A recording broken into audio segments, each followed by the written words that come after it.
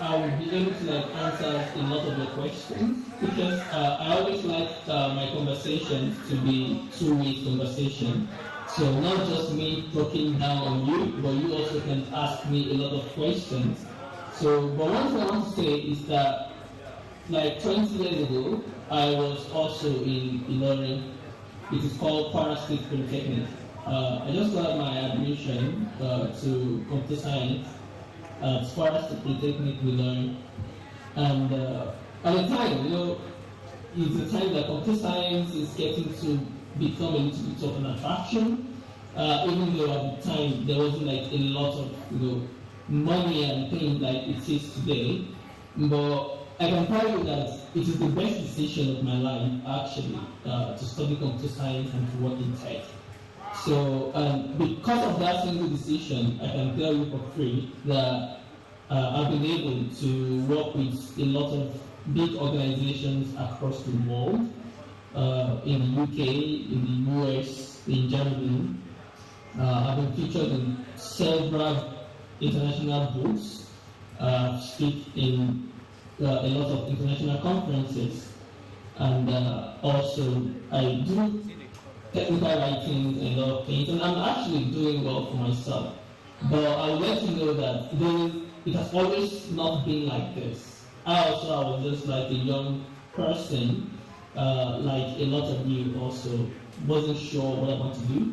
Started my career in tech working in a cyber cafe where I earn 6,500 a month. Right now, I can't even calculate how much I earn in Naira to be wrong. So, and so,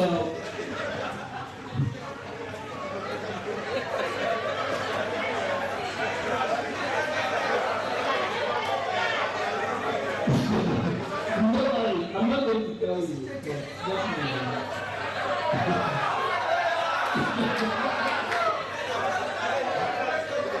So, why we took that talk is just to be able to like give you an idea of the possible future that is ahead of you guys in computer science. And it all started with my decision to be in technology.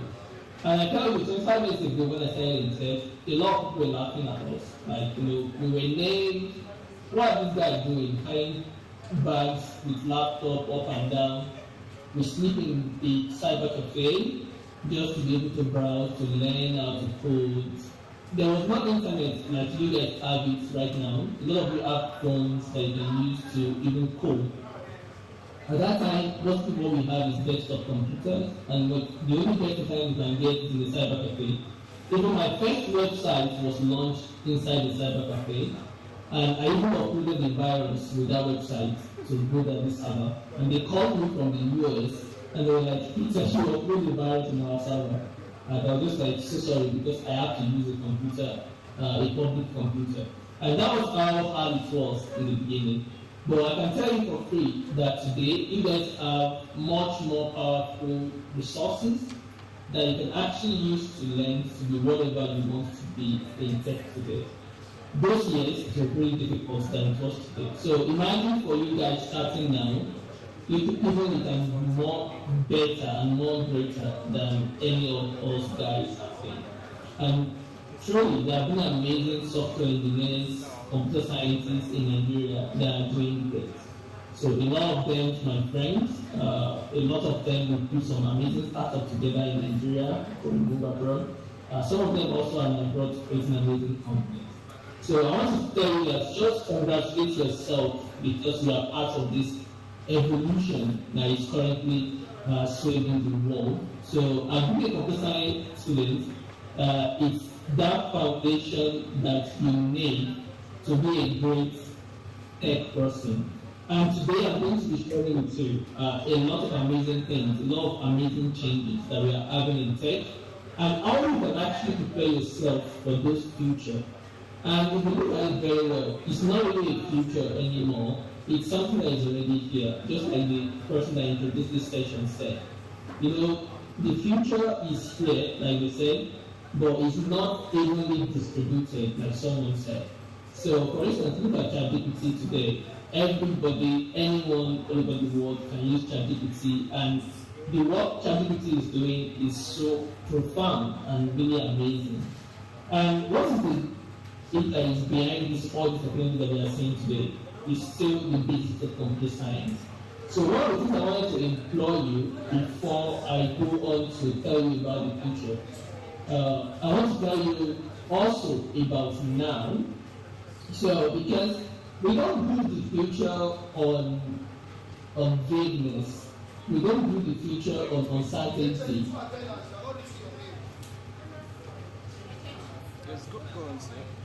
Alright, so the future basically is something that we intentionally create by ourselves.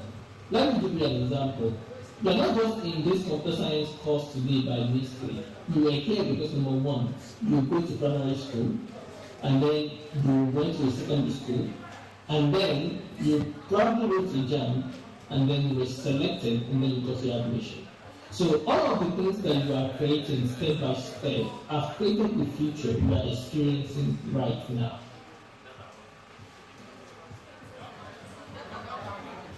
Come out of the blooms, which is sequence of things, of choices that we make that becomes the reality that we experience. So for you to be able to be part of the future we are talking about, you have to be able to put in the work today to have your foundation. And what is the foundation? If you look at it, computing have not changed in the last 100.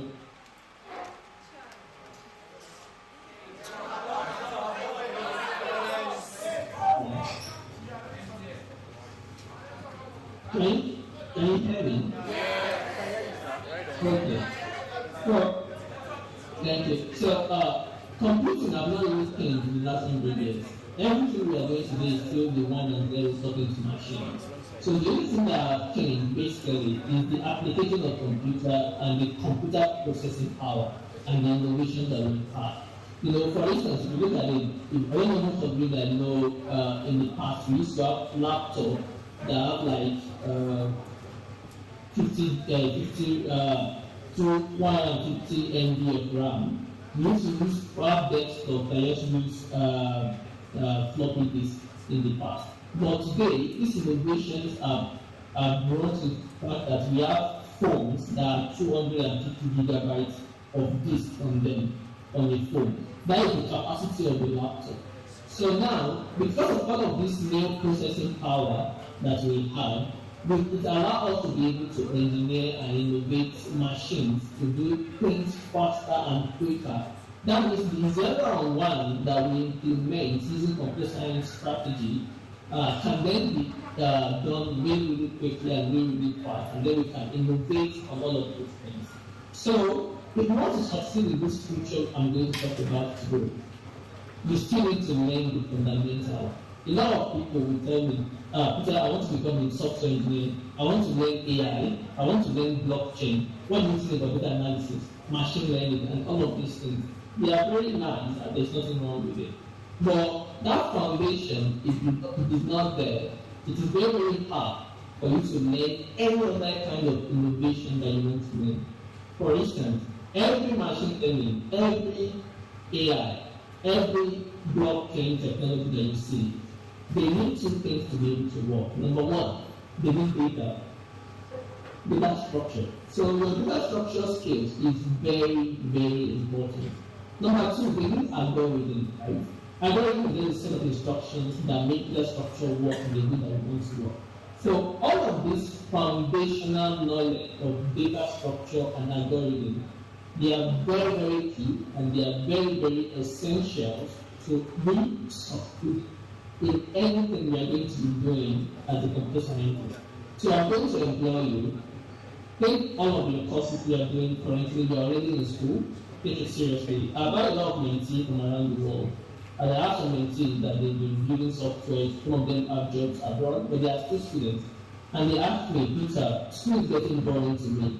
Already making money, I'm already better, I'm a mobile app developer. Should I finish my school or should I just quit and continue my journey? I'm like, best thing you can actually do yourself is have your education complete.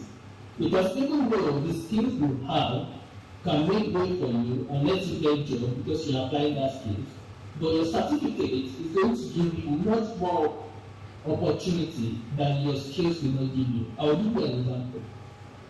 If you don't have certificate, you don't finish your OMB, HND, graduate and stuff like that, but you just have test skills, it's very good, you can get a good job. But one thing is that when you want to be promoted to become a manager, that is when the issue begins to start. A lot of organizations will now start to look at your certificate and stuff like, do you finish your high school, do you finish your higher institution, what did you finish up with and everything. So you see that all of these things are essential and they are skills that help us to be able to prepare for that future that we want to be. So I implore you all that is listening to me because you care. I've heard you guys talk about GPA and all these things. You are in school already. I want to give you all the best you can. I'll tell you very well, when I finished my school, I finished with distinction.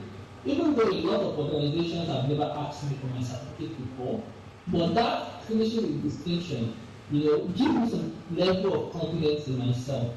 You understand? So I'm not saying that you have to be in computer science genius or stuff, but one thing is that pay attention to your study, pay attention to the key things that you need in your work, because they are very, very essential. So I will give you a place of computer scientists in the future that we are having. There's no innovation you are going to have in tech today that doesn't come from computer science. Number one, let me talk about Bitcoin, for instance. The strategy and the algorithm and data structure of Bitcoin was created by computer scientists. And then he published that white paper anonymously, you understand, for people to be able to create that technology. And then people reuse that paper and then they use that paper to be able to create what we call blockchain today. So a lot of innovations that you see in the tech world today all come from computer scientists. And you see, every serious tech company today, they have a dedicated research organization which are filled by a lot of computer scientists like yourself. So your knowledge as a computer scientist is very, very crucial to the future that we are going to create. So having talked about all of this, why I give you this foundation and this premises now? I can just come here and tell you about amazing future that we're going to create and how to get there. But then if you don't prepare yourself and if you don't do all of the little assignments that you're going to create that future you want, you will not be able to enjoy it or experience it. You understand? So getting that out of the way, I will use the next let's say 3 to 5 to 10 minutes to tell you some of the main things that I have been opportunity to work on that have been creating a lot of innovations in the world, especially in AI and machine learning technology and Bitcoin and stuff. And then I'll just give you guys some kind of pointers for all of this technology and how you can start to learn about them to complement your skills to get you future ready. Because I'll tell you the truth, the AI is here and there's nothing we can do about it. It's already killing the world in a spectacular way. More organizations are needing less people to the job that they do. For instance, the work of 10 people can be done with one person and ChatGPT today. ChatGPT is already writing programs. You can draw an algorithm or just draw a sketch of the website you want to view, upload it to ChatGPT. ChatGPT will give you some kind of markup of what that website should look like. There's no question today you add ChatGPT that will not need to you. One thing is that how can we complement our skills hand in hand with AI to be able to create the future and for us to be more relevant in this current situation that we are finding ourselves.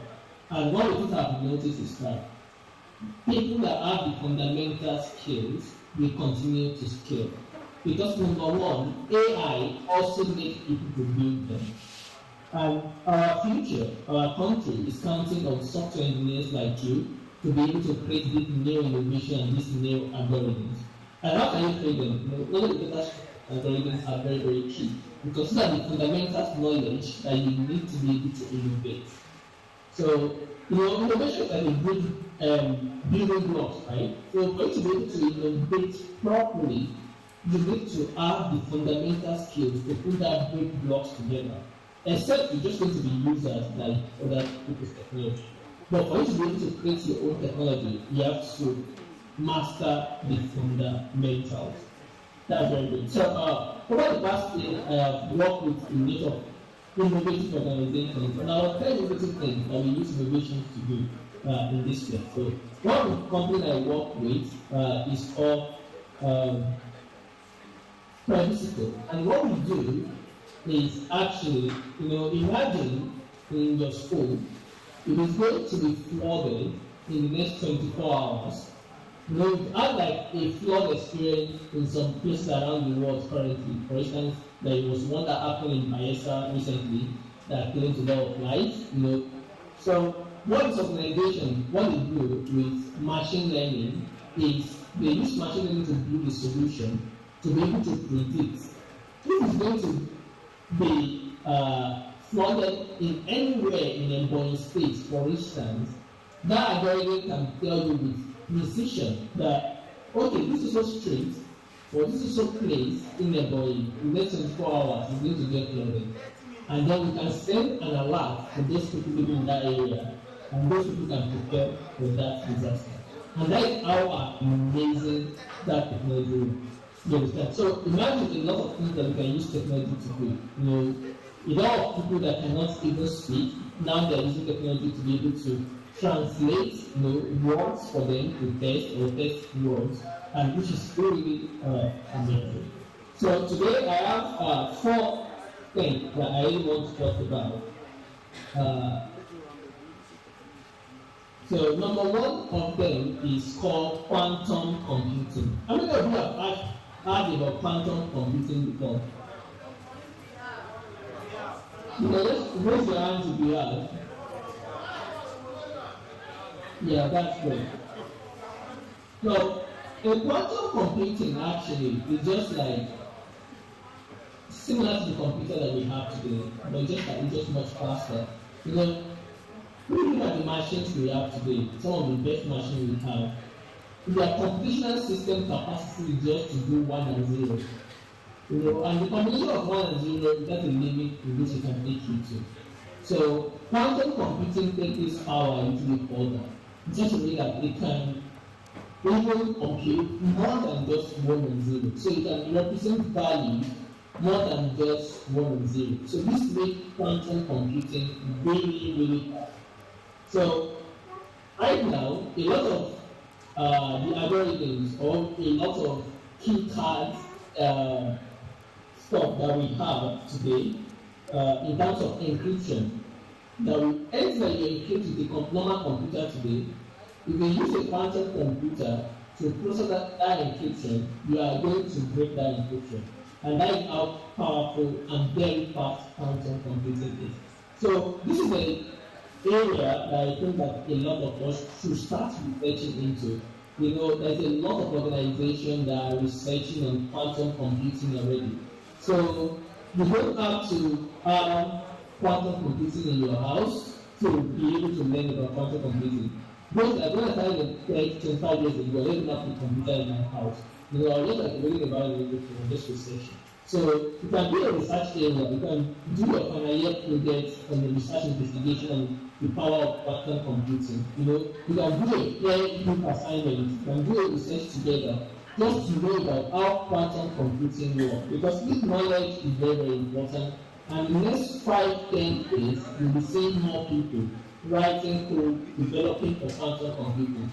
So quantum computing also has its own kind of language, programming, and stuff like that. So you can also deep into that. And there are 2 companies that are into quantum computing and research. IBM is a leading organization in quantum computing. Google also is a leading company in quantum computing. Intel also. So you can research this company, IBM. They have a lot of papers. They have a lot of resources in quantum computing. So these are the things that you can actually research on. So number 2 is all what we have known already, artificial intelligence and machine learning. So artificial intelligence is now becoming de facto stuff for a lot of people. And one of the things I said to a lot of people is that even though you do have like work with the background like that, but it's very good for especially young people at this stage of your career to explore everything. And I think artificial intelligence is a nice place that you can actually start from. And what you need to look at in artificial intelligence so easy, you just need to learn Python. And Python is one of the most interesting language, very easy to pick up these days. And it's really cool, multi-purpose language. So I really love it. In time in tech, I also write a lot of Python, which is really good. And if you are someone who doesn't like Python, maybe you are into JavaScript and stuff like that, yeah, so you can also use JavaScript today to write AI and machine learning. For instance, there is this library called TensorFlow. TensorFlow is a machine learning library for Python, but now they have ported it to JavaScript, so you can see TensorFlow.js that is really powerful and amazing to use. And another thing you can check out also is there is this library called Danfo.js. It's really good. It was built by Nigeria, and it's like scikit-learn for Python. So it's a machine learning library for AI and machine learning built in JavaScript, and it's really nice. And it was built by Nigeria itself. So which is really good. So if you are looking for a student and AI, just look at two things: Python and JavaScript. There are two programming languages that will really help you to learn those stuff. So another area, number 3, I want you to look into is what we call Internet of Things. So Internet of Things are actually using hardware and combining hardware with internet with technology to be able to solve problems. So I remember from guys in Nigeria some time ago had a picture of an idea. I saw you guys passing paper around for your attendance and stuff like that. So the two guys that do a platform that actually use RMT, to be able to take attendance for students in class. So these are the things that you guys can explore and use IoT to be able to solve problems. So another thing, which is the last one we are going to stop, is what we call AR and VR, augmented reality. So that is number 4. These are the trend that is really growing. How many of you have heard of Apple Vision that is coming very soon? And it's about $3,000 to $4,000. So Apple glasses, Apple just launched a glass, you can research about it, called Apple Vision.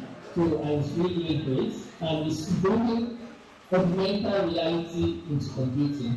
So Meta Quest is also doing this also. So these are area of technology that I think you can explore. So I will repeat them again. Number 1, quantum computing. Number 2, AI and machine learning. Number 3, we have augmented reality and VR. So all of these are very, very important future trends that is changing the world and the way we do stuff. And the last but not the least is Internet of Things, where we combine hardware and technology together to create amazing things. So thank you very much for listening. So if there are questions, I'm very open to answer those questions so that you can ask me anything. And if you is not good for this, I'm able to thank you. Any question? Please, you are free to ask questions that borders on frontiers. You have to wait to professionalism. Please. Meanwhile, thank you very much, Mr. Ayeni. We have so much enjoyed your teaching, and I also believe that this is just the beginning of our relationship with you. And I know henceforth we shall have partnership with you, partnership for empowerment, partnership for capacity building, and of course partnership for integration in our future endeavor as computer scientists. So please, a round of applause for him.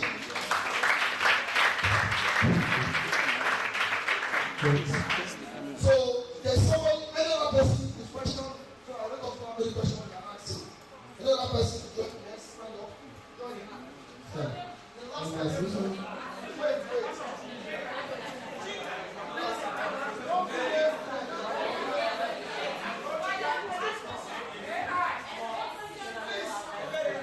This is a workshop.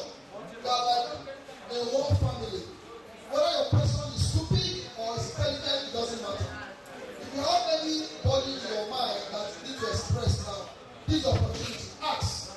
Is that okay? Please, I need a student to join the two of them. And a brilliant female student. There is Uguba. Uguba, come and ask question. Come and ask question.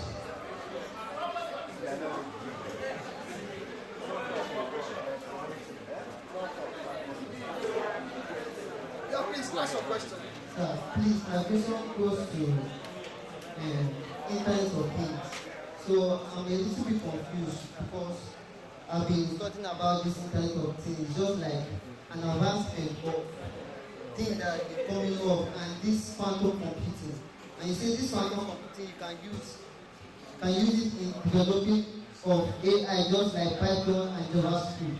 So I would like you to explain more in that aspect. Thank you very much. You, second question. As a game dev, sir, I want to be sure of like the languages needed. So I want to be sure of the languages needed as a game developer. Like the language you need to study. You can't hear yourself. I can't hear you. What is your question?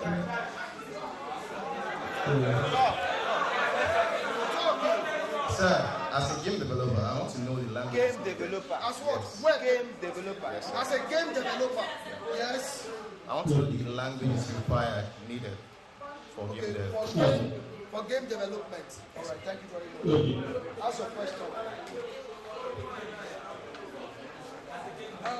You talked about 4 things, which are the first one was quantum computing, the second one artificial intelligence and machine learning, the third one Internet of Things, then the fourth one I didn't get the fourth one, and I wanted you to kind of elaborate more on the fourth thing you talked about. Thank you. Please, for 5 minutes, you can answer those questions. Thank you very much. Okay, yeah, so I'll quickly start from the last one. So the last one is what I call an augmented reality. Augmented reality and virtual reality. So augmented reality is when you combine the 3D objects with a real reality. For instance, now as you guys are sitting there, if you have an augmented reality, instead of me showing up in just this screen, I'll just be in the middle of where you guys are, and you guys can see me in my 3D hologram. So that is what augmented reality is trying to do. So create an experience to me that you be in this space like you are, and someone or an experience will be in that space with you, but with that thing not really physically there with you, but just their hologram or their 3D representation. And there's a lot of organizations that are already doing a lot of things on this. So I talked about MetaQuest by Facebook. So they are doing a lot of amazing things on augmented reality. So you guys can look like Google and research more about it. There is a lot of amazing things in that space, and there is a lot of job opportunities that will be coming. For instance, if you are someone that uses iPhones have a device, they call it Measure. That Measure, you can use it to measure anything in a physical space, without actually using your ruler, but using your phone. And it will give you the exact measurement and even take a picture of that length for you. And it's used augmented reality to be able to achieve that, which is really amazing. So there are a lot of amazing use cases in that space. So the second one is about, the point I had about quantum computing. So I'll tell you that quantum computing is still a research area. I think the number of quantum computing we have in the world, I think it's about 2, maybe IBM and Google that has one. So, and it's very, very expensive, and a lot of computers like in the beginning when computers started, computers like is as big as a house. Not so many people can afford it. The same thing right now, a lot of people can't afford a quantum computing. I've only seen it in pictures. So, but what I feel about this picture is that just follow the research, read about it, learn the programming languages, and there are online simulators and compilers for the quantum computing that you can download for research purposes online. So you can just Google that and use it. And the person that talked about gaming, so gaming is amazing, and there's varieties of programming languages that you can use for gaming. So it just depends on the platform you are trying to build your games for. For instance, if you want to build a game for Xbox has their own game engine, they have their own SDKs. You understand? They have their own programming languages that they use. So number one thing you want to do is that what is the platform you want to build for? Very, very important. So I'll give you an example. Let's say you want to build for Android. You want to build games for Android phone. I'll say learn Java or Kotlin. They are very good programming languages that will help you succeed to build for Android or Kotlin or Java. If you are building for iPhone, if you want to build a game for iPhone, use Swift UI. Swift UI is a programming language that is built by Apple, and it supports all of their platforms. So you can use it to build games, websites, apps, anything for App Store. But if you want to build general purpose games, I would say that you should use Unreal Engine, because Unreal Engine has this what we call build once and use anywhere. You know, that is the concept. So if you use Unity or Unreal Engine, you can Google what Unreal Engine is. They have their own programming language where they use C#. C# is the programming language they use. You know, you use Microsoft technologies, you know about C#. And C# can be used to build any programming language. Using Unreal, you can port that programming or that game into any platform that you love.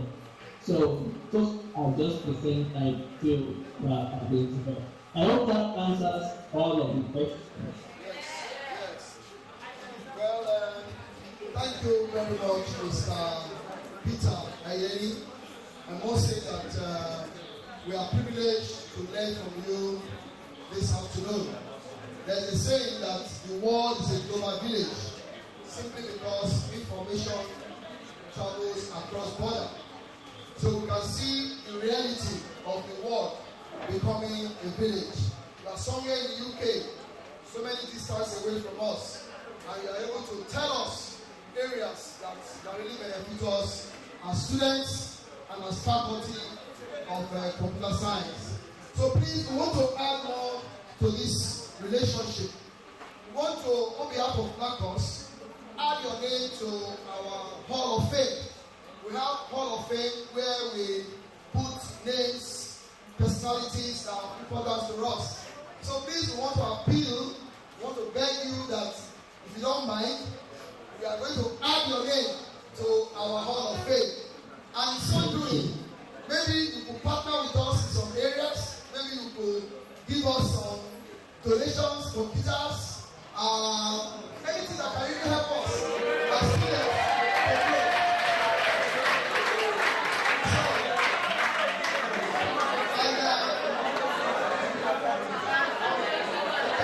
So please, as a faculty of computing, and as we said earlier, in the nearest semester we'll be uploading computer science into different areas of specialization. So a lot of challenge will come in. So please don't feel offended if we decide to get back to you again in some areas of needs, so that yes, your name will be written in gold in Academy of Federal Polytechnic. Thank you very much.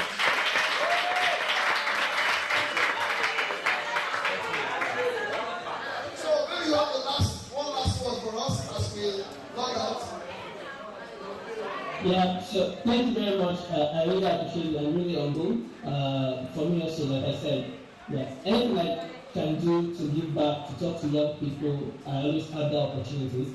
And for me also, I've always had privilege to be helped by amazing people around the world, you know, and because of that, we can't give back enough.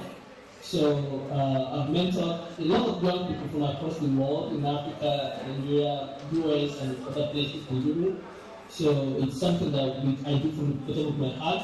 And I think that is a good relationship. Definitely, we love this to continue. But the best thing out of this state actually is for the young minds here. And you know, there is a lot of disturbing things, disturbing things that is happening in Nigeria. I know the economy is hard, things are not good, and look across the world. But what I would say to you is that there is future in what you're doing. I'm telling you, I'm a testimony to that. When I started, a lot of my friends are saying that let's do Yahoo, let's do scam and stuff like that. I'm like, I'm going to do tech, and I can tell you, today, the difference is really, really clear. So I would say, please be patient. It can be hard, it can be difficult, but it's not impossible. Technology can change your life in a way that you can never imagine. So put your mind to it, don't take support, follow the process. And things can only get better, definitely. So I know things are hard, things can be difficult right now, you not have money in your pocket, but don't give in to pressure, don't give in to crying. Follow this through, I'm telling you, and you'll make it great. And I wish all of you all the best, and I'll see you around.